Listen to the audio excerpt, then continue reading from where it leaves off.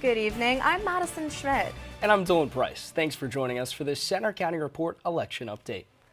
Let's get into it and the latest Pennsylvania results we have coming in for the 11 races we're following tonight. At the top of the ballot is the presidential race. Vice President Kamala Harris faces former President Donald Trump. It's been very close as we've seen more votes come in.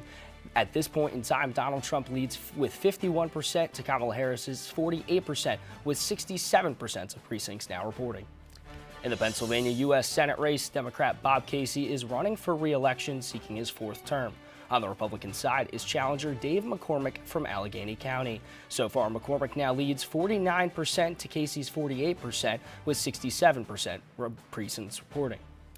Now let's take a look at some statewide offices in Harrisburg that are on the ballot tonight. In the state attorney general race, Democrat Eugene DePasquale and Republican Dave Sunday are facing off. DePasquale served as Auditor General in the past, and Sunday was York County's district attorney. So far, Sunday leads with 51% of the votes to DePasquale's 46%, with 67% of precincts reporting. For State Auditor General, incumbent Tim DeFore, a Republican, is seeking a second term. His opponent is Democrat Malcolm Kenyatta. Kenyatta is from Philadelphia and has served as state representative since 2019. DeFore is the first Black Auditor General in state history. So far, DeFore leads with 51% over Kenyatta's 46%. Turning to the state treasurer race, Democrat Aaron McClelland battles incumbent Republican Stacey Garrity. Garrity was first elected in 2020 and is looking for a second term. So far, she leads 52% to McClelland's 46%.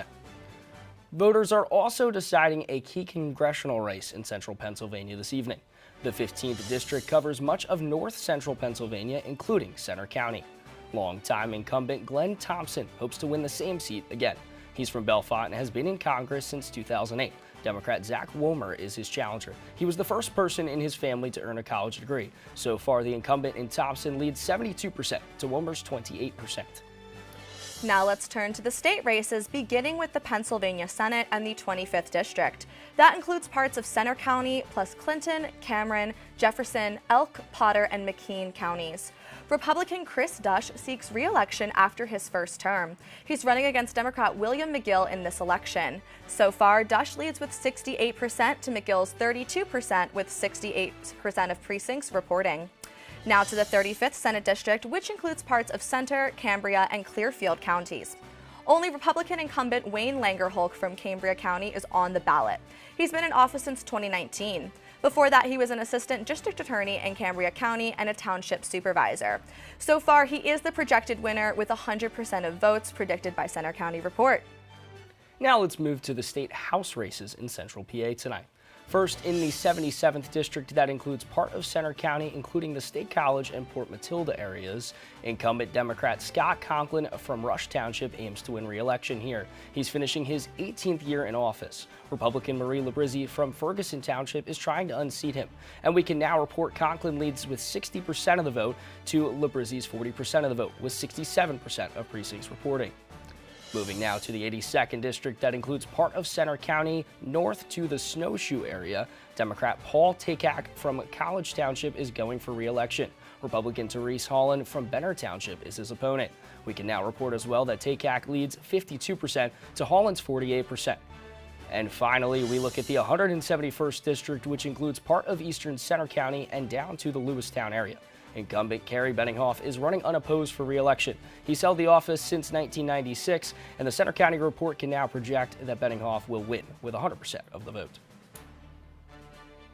Let's check in now with reporter Ethan Ellis. He's live in Bellefonte at the Center County government's Willow Bank building, where they're counting votes after a delay because of an evacuation tonight. Ethan, how's it going over there? Thanks, Dylan and Madison. Votes have been coming in pretty consistently on carts behind me to be counted. We're currently just waiting on one more precinct before they're all in. Off to my right, there are still a few officers here who were here before the bomb threat even came in. They're just scanning people and providing typical security for election workers coming in.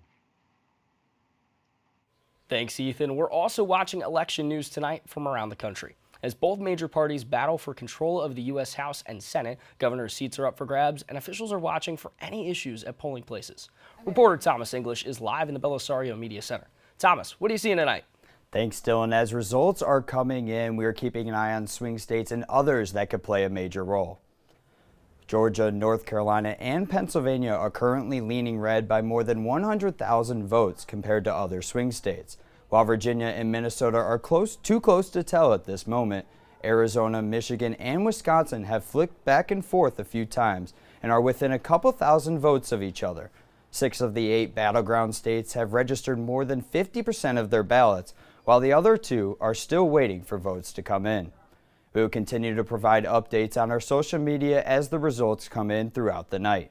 Live in the newsroom, I'm Thomas English. Back to you guys in the studio. Thanks, Thomas. That's all we have for this election update, and that wraps up our on-air coverage tonight. But you can continue to follow our election updates on our social media channels on X, Facebook, and Twitter. Have a good evening.